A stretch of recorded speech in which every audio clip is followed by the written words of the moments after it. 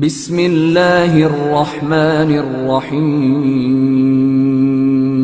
منتخب احادیث کلمہ طیبہ سے پڑھا جا رہا ہے۔ حدیث نمبر 54۔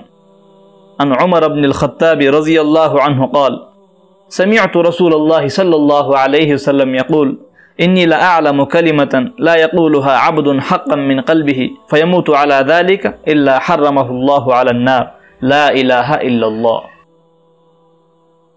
حضرت عمر بن خطاب رضی اللہ عنہ فرماتے ہیں کہ میں نے رسول اللہ صلی اللہ علیہ وسلم کو یہ ارشاد فرماتے ہوئے سنا، میں ایک ایسا کلمہ جانتا ہوں جسے کوئی بندہ بھی دل سے حق سمجھ کر کہے،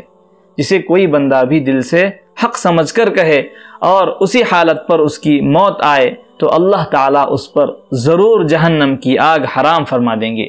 وہ کلمہ لا الہ الا اللہ ہے۔ حدیث نمبر 55۔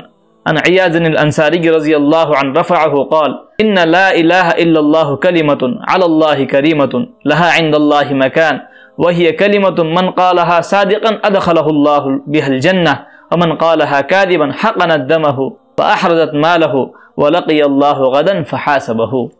حضرت عیاض انصاری رضی اللہ عنہ سے روایت ہے کہ نبی کریم صلی اللہ علیہ وسلم نے ارشاد فرمایا، کلمہ لا الہ الا اللہ اللہ تعالیٰ کے یہاں بڑی عزت والا قیمتی کلمہ ہے، اسے اللہ تعالیٰ کے یہاں بڑا رتبہ و مقام حاصل ہے۔ جو شخص اسے سچے دل سے کہے گا اللہ تعالیٰ اسے جنت میں داخل فرمائیں گے، اور جو اسے جھوٹے دل سے کہے گا تو یہ کلمہ دنیا میں تو اس کی جان و مال کی حفاظت کا ذریعہ بن جائے گا، لیکن کل قیامت کے دن اللہ تعالیٰ سے اس حال میں ملے گا کہ اللہ تعالیٰ اس سے باز پرس فرمائیں گے، یعنی اللہ تعالیٰ اس سے پوچھیں گے، اس کے بارے میں پوچھ ہوگی۔ فائدہ، جھوٹے دل سے کلمہ کہنے پر جان و مال کی حفاظت ہوگی، کیونکہ یہ شخص ظاہری طور پر مسلمان ہے، لہذا مقابلہ کرنے والے کافر کی طرح نہ اسے قتل کیا جائے گا اور نہ ہی اس کا مال لیا جائے گا۔ حدیث نمبر 56۔